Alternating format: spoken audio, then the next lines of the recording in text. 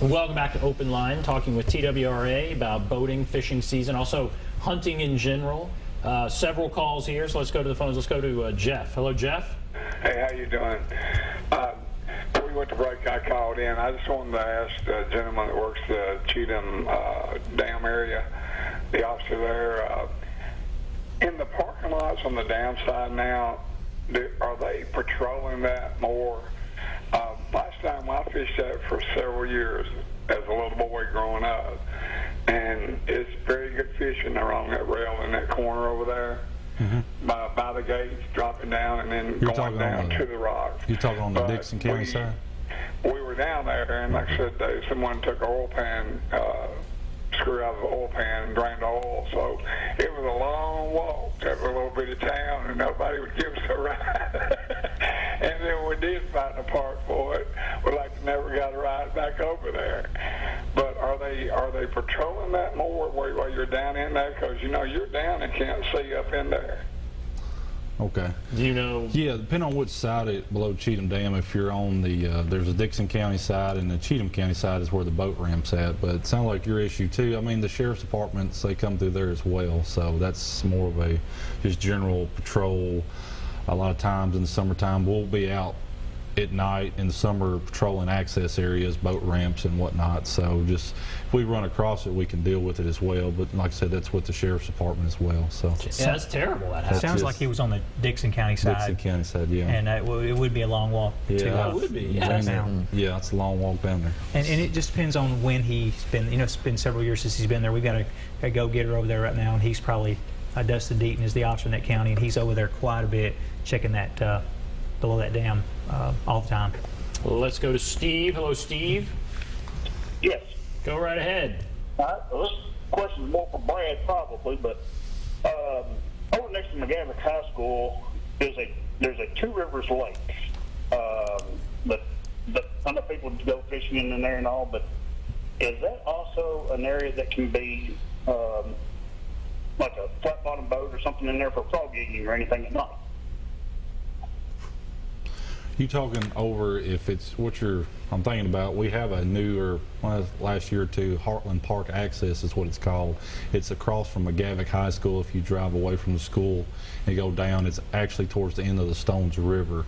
It is a public access area boat ramp, 24 hours a day. A lot of people put in there. Smaller canoes will go upstream towards Priest. It's about 6 miles towards the dam. Or a lot of people put in outboard motors and come right down, and they have access to the Cumberland River right there. The next closest boat ramp would be Neely's Bend. So I hope that answers your question. Does that answer it, Steve? Well, no. I'm familiar with Heartland, but this is actually just past the high school itself, where it says Two Rivers Park. Okay. There's like a fishing lake right there at the backside of the golf course that has public access. Okay. And you're asking if you can. So I didn't know if that is open there again for using like a flat bottom boat or something in there, or for frog eating. But it's called Two Rivers Park Lake.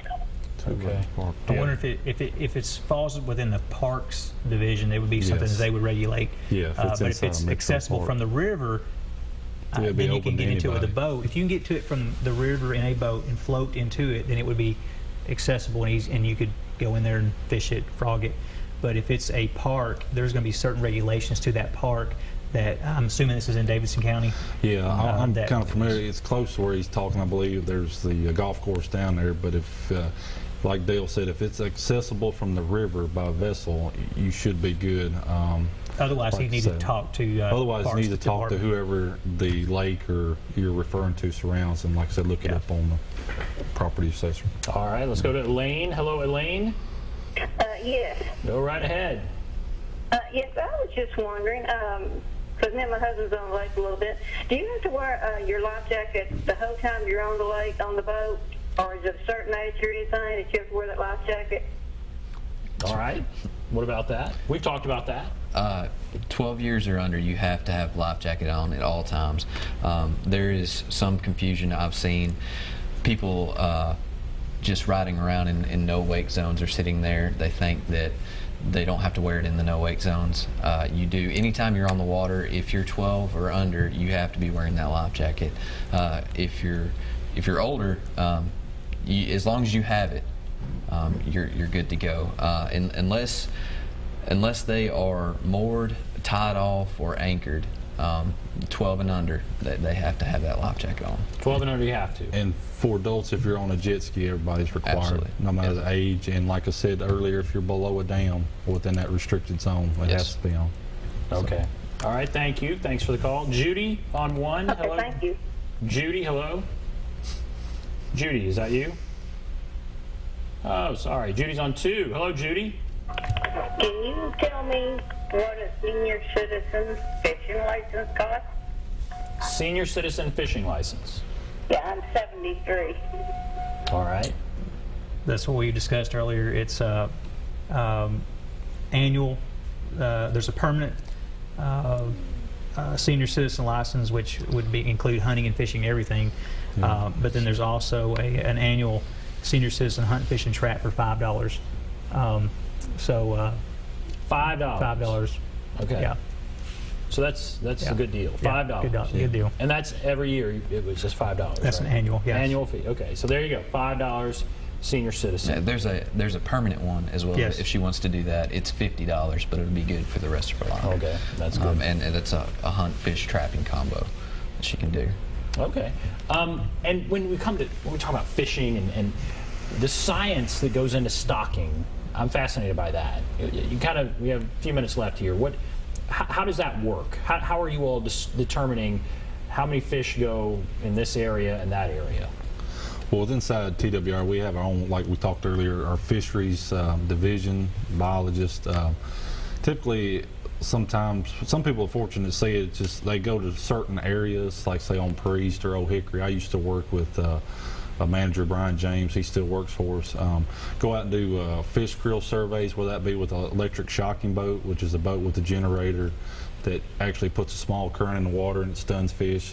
And we'll take them and measure them, weigh the weights on them, and we kind of get from that data, and they run it through some computer programs and stuff, you get an idea of kind of what the population is, and like I said, what they refer to as recruitment class, kind of like on that being with crappie, we do trap net surveys. If you start seeing some older fish in there, but not some younger ones, and depending on the time of the year and the spawning methods, if the water was high or low, if it was a bad spawn, like I said, they can a lot of times take some of our regular stockings from hatcheries and divert them to an area that might need it a little more than some others. But with that being said, the fisheries program does an excellent job throughout the state on, keeping up to date on that and kind of seeing future trends. Because like I said, Tennessee is one of the most productive states in fisheries, freshwater fisheries. Like I said. Really interesting that all that goes into it. All right, we have about a minute and a half left. Nathan, I want to ask you.